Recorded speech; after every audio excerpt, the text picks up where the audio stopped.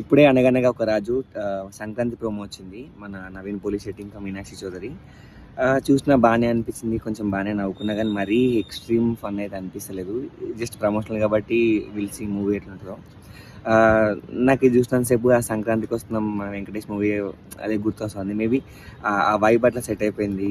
ఈ కలర్‌ఫుల్ డ్రెస్సులు, జ్యువెల్లరీలు, రంగురంగుల బట్టలు, కెమెరా ఇవన్నీ లైటింగ్ అన్నీ వస్తే కొంచెం సంక్రాంతి మూవీ వైబే వస్తుంది.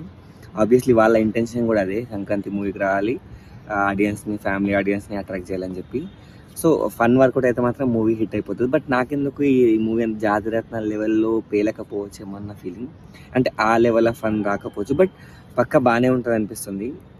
నవీన్ పోలిశెట్టి మనం కళ్ళు మూసుకొని వెళ్ళిపోవచ్చు అని సినిమాకి. బట్ చూడాలి ఇప్పటికైతే జస్ట్ ఇది ప్రోమోనే కాబట్టి ఇంకేం రివీల్ కూడా కాలేదు.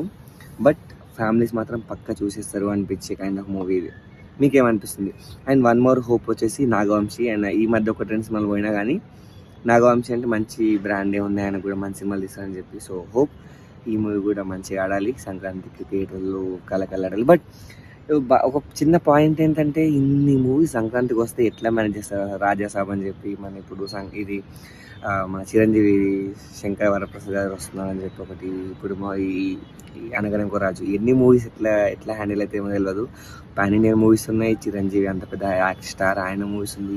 వీటన్నిటి మధ్యలో ఈ మూవీ నిలబడతా, చిన్న హీరో నవీన్ పోలిశెట్టి నిలబడుతుంది ఆ సినిమా. చూడాలి, వీల్ వెయిట్ అండ్ సీ. నాకు ఇంకా ఓజీ అరవడం వల్ల ఇంకా గొంతు సెట్ అవ్వట్లేదు. చూద్దాం ఎప్పుడు సెట్ అయిపోతుందో.